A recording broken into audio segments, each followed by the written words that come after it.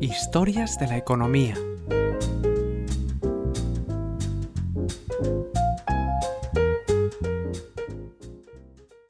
Episodio 32. Monopoly, el juego de mesa más popular que nació para criticar al capitalismo.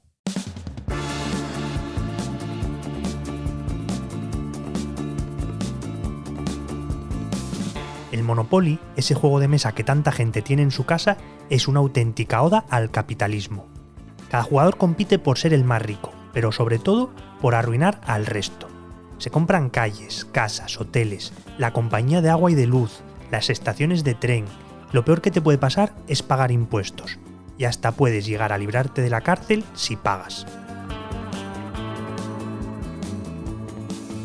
El juego, quizá el más vendido de la historia, fue creado por Charles Darrow, un vendedor de calefactores domésticos que estaba en paro por culpa de la Gran Depresión. Lo fabricaba artesanalmente en su casa, con la ayuda de su mujer y su hijo, con trozos de hule y cartulina.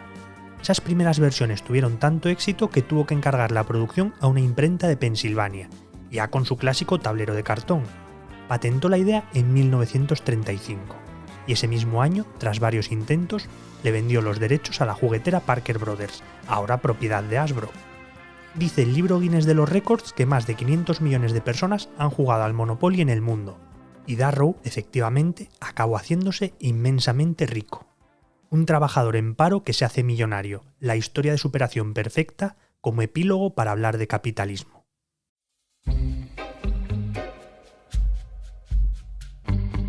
Si no fuera porque en realidad el Monopoly está inspirado o copiado del juego del terrateniente, creado y patentado por Elizabeth Magie más de 30 años antes, y el espíritu de aquel juego era todo lo contrario.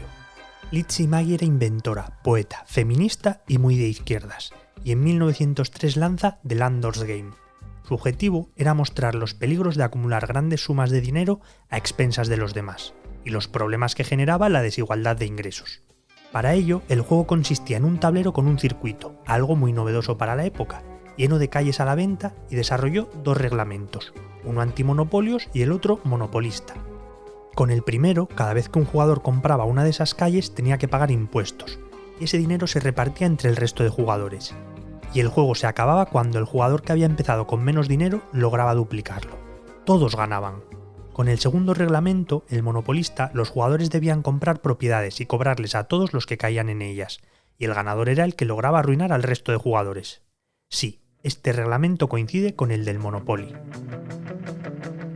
El objetivo, explicaba la propia Magie, era que los jugadores vivieran en sus propias carnes una demostración práctica del sistema de acaparamiento de tierras, así como sus resultados y consecuencias, y que comprendieran las consecuencias que podía provocar los diferentes planteamientos de la propiedad.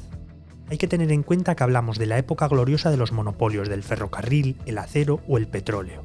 Y en este sentido, en una entrevista, la propia Magie mostró su deseo de que en poco tiempo los hombres y las mujeres descubrieran que son pobres porque Carnegie y Rockefeller tal vez tienen más de lo que saben qué hacer con él. Con el juego, Magie en realidad trataba de reflejar y difundir las ideas de Henry George, un economista de la época muy de izquierdas que conoció a través de un libro que le regaló su padre, también un destacado activista antimonopolios. La base de la teoría de George era la defensa de la importancia de cobrar impuestos y de reinvertir lo recaudado en el bien común. El juego acabó teniendo relativo éxito, sobre todo entre los intelectuales de la costa este y de las grandes universidades del país, tanto que acabaron haciendo diferentes versiones del mismo, y en la década de los 30, Darrow descubrió una de esas versiones en un encuentro con amigos. Le impactó tanto el juego que acabó desarrollando su propia versión, a la que llamó Monopoly, y que es la que acabó vendiendo a Parker Brothers. Las versiones del juego del terrateniente también llegaron a otros países. En España, por ejemplo, tuvo mucho éxito el Pale, con las calles de Madrid. La empresa editora acabó en juicio con los propietarios de los derechos, que se resolvió con la llegada a España del Monopoly original, de mano de Borrás. Detrás llegaron numerosas versiones basadas en las calles de otras ciudades de España, otro en todas las ciudades del país, de la Unión Europea. De hecho, cualquier país que se precie tiene su propia edición. Y ya hasta hay versiones digitales, online. Hasta Cuba tuvo su propia versión apócrifa, llamada Deuda Eterna. En este juego, los jugadores no hacían de empresarios que buscaban enriquecerse, sino que hacían el papel de gobiernos de países del tercer mundo cuyo objetivo era derrotar al FMI. Por si fuera poco, y por si Maggie no hubiera tenido suficientes disgustos con lo que ha acabado siendo su obra si hubiera vivido para verlo, han salido versiones de sagas cinematográficas, de empresas, hasta McDonald's tiene su propio juego. Hoy en día sigue siendo uno de los juegos de mesa más vendidos del mundo. De hecho, durante la pandemia sus compras se dispararon. No hay ningún rastro en él de la idea original de Maggie, no tiene ningún espíritu pedagógico. Y el ganador es el que logra arruinar a los demás.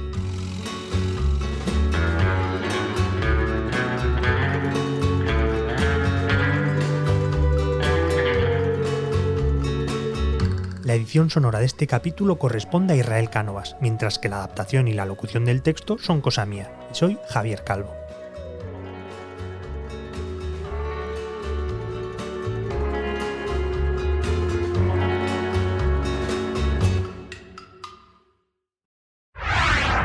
El Economista Podcast.